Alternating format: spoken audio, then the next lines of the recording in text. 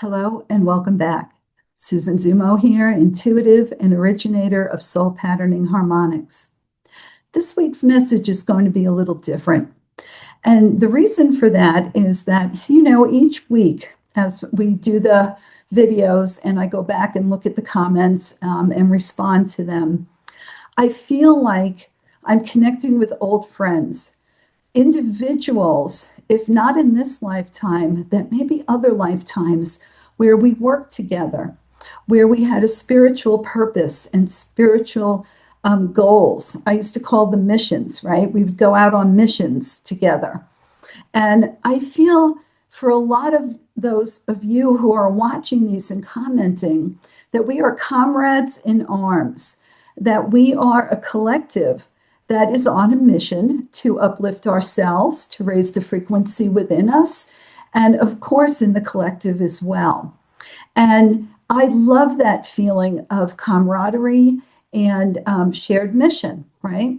So today, when I sat down, I said to my guys, just give me an uplifting message. I just want an uplifting message for my crew because I think we need that every once in a while. With all the crazy stuff going on in the world, we need to be uplifted in order for us to continue on our path and on our mission.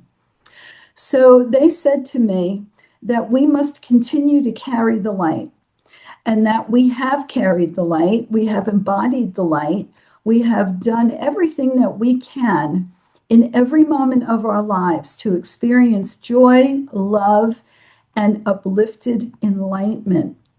They said, we must still continue to carry the light, but it is going to get easier to do that.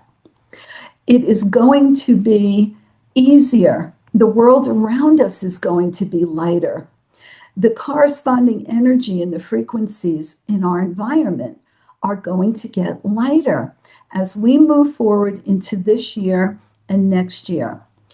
They said that expansion is going to happen in many forms. When you think about the word expansion, think about all the different ways that you can apply that. Expansion of consciousness, expansion of resources, expansion of love, expansion of travel, right? Expansion of learning. Apply expansion to any possible thing that you can think of because they said expansion in many forms are going to take place. They also said that the gulf will widen in both directions. And by that, they meant that those who are in negativity and fear will have expansion as well. And the distance between those expanding in love and compassion will widen between those who are expanding in fear and anger. And we will see that. And that's okay, because if we can clearly see it, we can make decisions, we can exercise our free will and make choices to extend ourselves, give those individuals the opportunity to move in a different direction, or just release them with love. So expansion, expansion, expansion, right? I think that's absolutely wonderful. They said energy healing from within is going to be widely accepted now that the medical model is starting to lose its grip. So a lot of things happened to us and around us in the last 6 years, right? We went through COVID and we're in post-COVID. And one of the horrors of COVID was learning just how disappointing our medical model can be and how dysfunctional and dangerous it can be. And so as we have come through this learning and through this experience, many, many people have become disillusioned with the medical model, which we have come to learn is not always based in healing so much as based in finances. And that lack of caring from our professionals, and for some of them, their ignorance in any system outside of what they have been taught in their schools. And because of that, that model is losing its grip. Now, it's not going to be eliminated completely, but it will not be in the first slot. It will be in the second slot or in partnership with energy healing. People will come to accept energy healing in all of its forms as a viable and valuable modality. And so, those of you out there, those of us who have healing techniques, I'm going to tell you, update them, right? Bring them into the time period that we are now. Let go of rigid structures and let go of it has to be this way and the room has to look like that, etc. And the music has to be playing. Update your techniques and bring them into this time period, because as we are moving forward, it's going to be easier and faster to administer energy healing, and people will be extremely accepting of it, and it will work quickly. That's the whole idea. So again, the world is beginning to live again. That's one of the other things that they said to me that I absolutely embraced. Look around you. The world is beginning to live again. As we have come through COVID and we're in post-COVID now, I'd say that most people have released it and have moved forward from it and will not be sucked into it again. What does that mean? It means that people are tired of being restricted. We are tired of being stuck in our homes, of being told where we can go and where we can't go, and who we can sit next to and who we can eat dinner with. People want to live. And you're going to see as we move forward, more travel. More people will be traveling. More people will be taking courses outside of the home. More people will be connecting with community. People want to live again. We were stuck in our homes. We were closeted. We were in the dark.